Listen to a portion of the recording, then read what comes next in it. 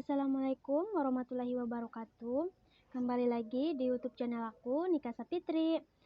Oke, hari ini aku ingin menjelaskan materi yaitu tentang Vygotsky. Oh ya, sebelumnya aku ingin memperkenalkan aku lebih dalam lagi. Nama aku Nika Sapitri. Aku berasal dari Maratewe. Di sini status aku sebagai seorang mahasiswi di Universitas Palangkaraya dengan jurusan Pendidikan Teknik Bangunan. Oke, kita langsung mulai aja ke materinya, yaitu tentang teori materi Vygotsky.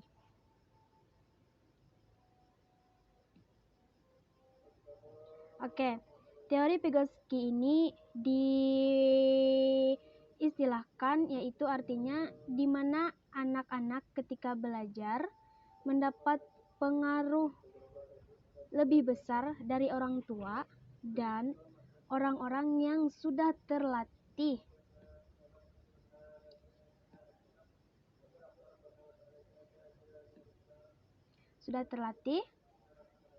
Dan anak tersebut akan lebih memahami dan mengerti apa yang akan ia lakukan dan apa yang ingin ia pelajari. Teori ini lebih menekankan ke mental seorang anak ataupun usia seperti kita. Terus ada juga tahapan perkembangan kognitif Vygotsky. Ada 3, yaitu yang pertama konsep sosial kultural, dan yang kedua ada konsep zona perkembangan proksimal atau yang disingkat dengan ZPD. Yang kedua yaitu konsep scaffolding. Kita lanjutkan.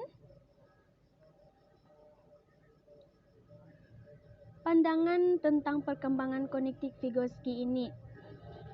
Yang pertama itu adalah keahlian kognitif anak dapat dipahami dan dianalisis secara developmental. Dan yang kedua, kemampuan kognitif di media dengan kata bahasa dan bentuk. Yang ketiga, terakhir, kemampuan kognitif berasal dari relasi sosial dan dipengaruhi oleh latar belakang sosiokultural itu tersebut.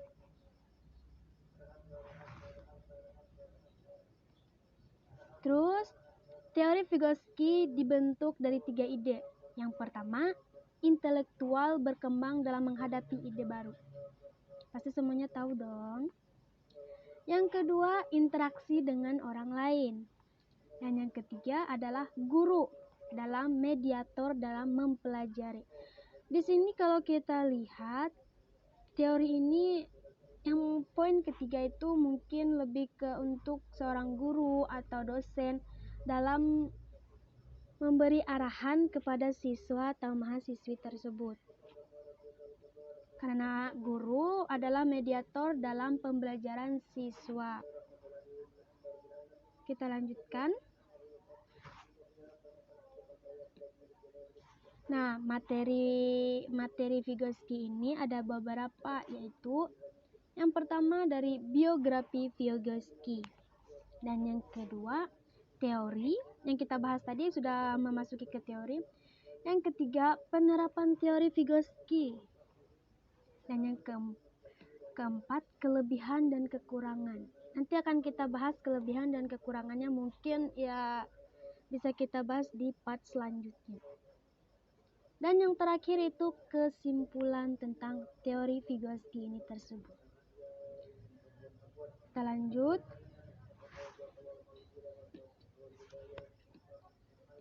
Di sini ada sebuah seperti gambar step 1, step 2, step 3, dan step 4. Yang dimana step 1 itu artinya tahapan penyatuan yang tidak jelas. Itu maksudnya seperti perkembangan kita kan kita nih tumbuh semakin besar kan. Nah, jadi tahapannya itu seperti masih samar-samar.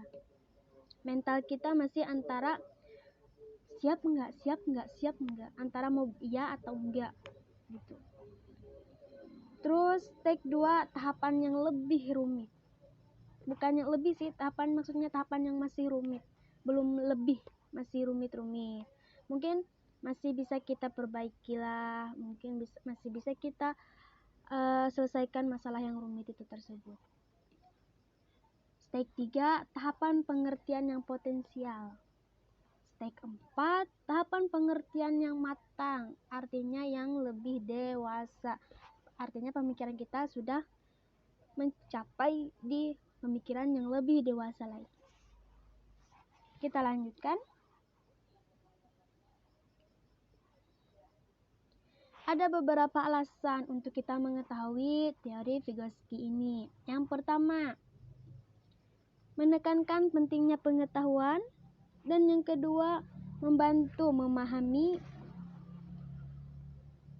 pentingnya dan membantu memahami pengetahuan dan perbedaan. Yang ketiga, menjelaskan proses otak dalam menerima pengetahuan tersebut. Kita lanjutkan. Ada kunci teori Vygotsky. Yang pertama, beberapa proses kognitif yang terlihat unik dan berbeda dari orang lain. Vygotsky ini berfungsi sebagai kognisi atau sejenis kognisi. Dijelaskan seperti itu. Dan yang kedua, melalui kedua percakapan informal dan pendidikan formal. Orang dewasa menyampaikan kepada anak-anak cara-cara budaya mereka menafsirkan dan menanggapi dunia.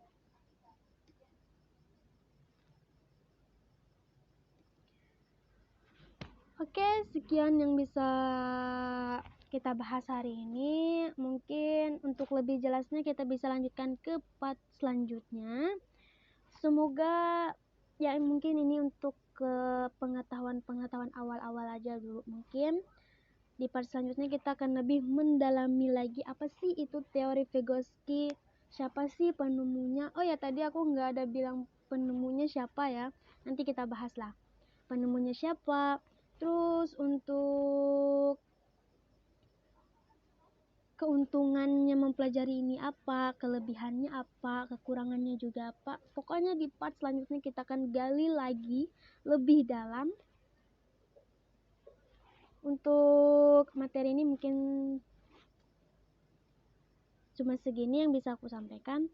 Kalau buat teman-teman yang lain, buat mau melihat lebih jelas lagi, lebih mengetahui mendalam lagi, bisa kalian mencari di semua situs-situs internet, Google. Kalian cari aja materi-materi itu semuanya ada.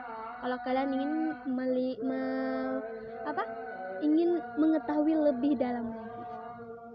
Oke, sekian. Mohon maaf kalau ada kalimat yang salah atau ucapan yang salah, karena juga masih dalam tahapan pembelajaran. Semoga materi yang aku sampaikan ini bisa bermanfaat buat kita semua dan buat kalian yang nonton. Terima kasih buat semuanya. Dah. Assalamualaikum warahmatullahi wabarakatuh.